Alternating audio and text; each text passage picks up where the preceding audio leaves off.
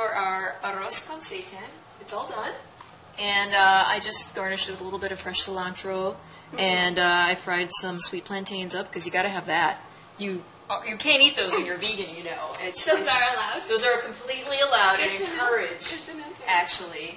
And a little bit of avocado, because you got to have that too. You have to have avocado every time. Yeah. So I mean, we were talking before about like, you know, about like feeling when you're like vegan or vegetarian and going out. Sometimes it seems like a bummer, or like you like going to restaurants, or you know, you feel like it's not about having fun, or.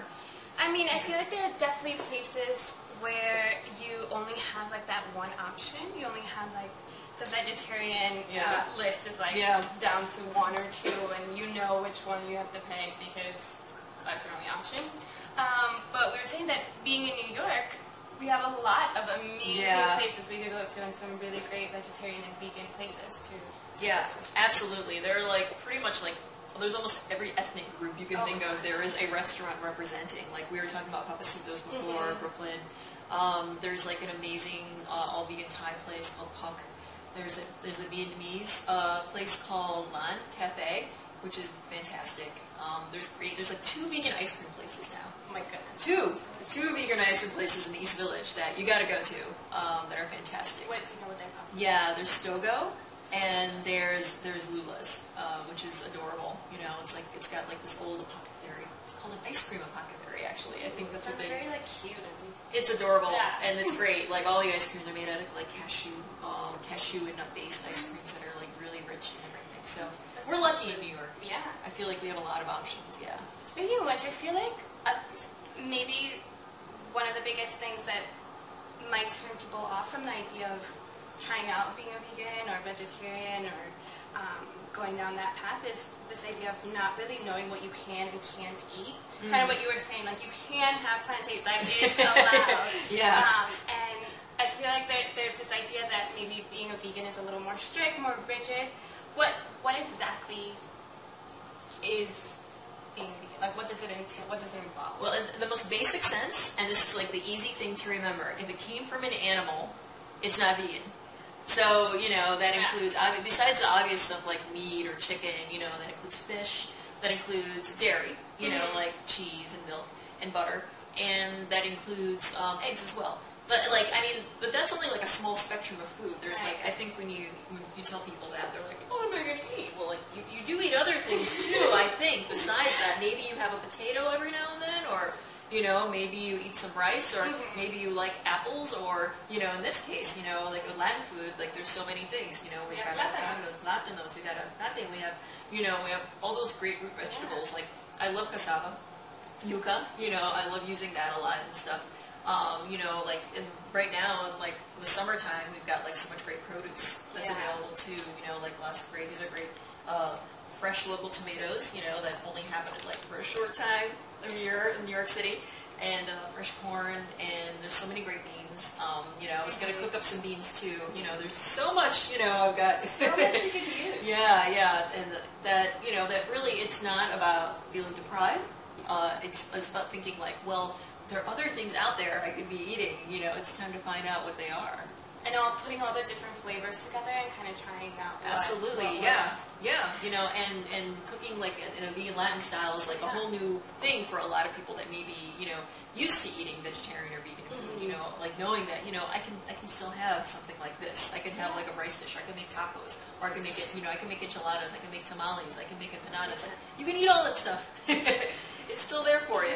I feel like that's another thing that people get scared of, like losing that flavor that we're so known for, being Latinos, and not knowing how to stay true to that and still feel good about what you're eating. But it's a matter of just knowing what kind of ingredients to use, how to put them together. I think it would work. Yeah, well, and they do. I did it.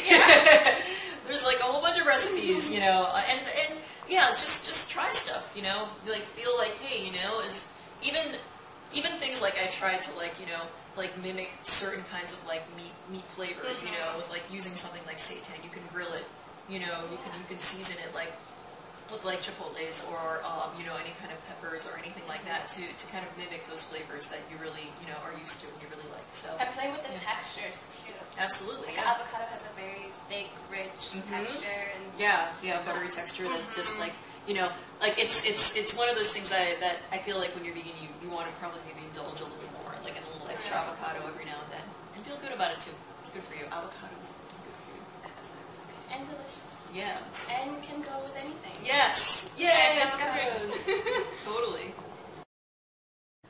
It's funny because I feel like being a Latina and being a vegan or vegetarian can sometimes feel like, or people think it's such an oxymoron because you're like, how can you be Latina and not eat meat? Like, that's ridiculous. Yeah. Well, here we are. And we're doing it. Yeah. I mean, that's basically it. It's like, look, I mean, like, don't make a weird stereotype when it's not necessary. You know, we're all so true. We're all individuals. We're all going to do what we need to do and be healthy and be happy while doing it. And you know, being vegan, you know, is part of that too. So, like, you know, just say, hey, look, I'm doing it. I don't see what the big deal is. You know, like, why you're going to put limitations on, you know, what I'm going to be and you know what I'm going to do.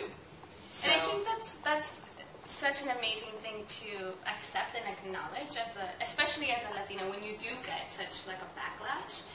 But saying, hey, we don't eat meat, but we're still Latinas, so we still, you know, are very proud of our culture, of our traditions. We just don't eat meat or don't eat any animal products. Yeah, you know, and right, and tell people, look, there's more to my identity than you know than that one little thing. And that will make you, Right. So yeah, you know, I mean, that's just rude.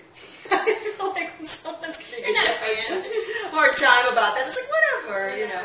But you know, hey, we're here. You know, we're alive. We're alive, and I think we're hungry. So you know, you want to dig in? I think we should. So let's do it.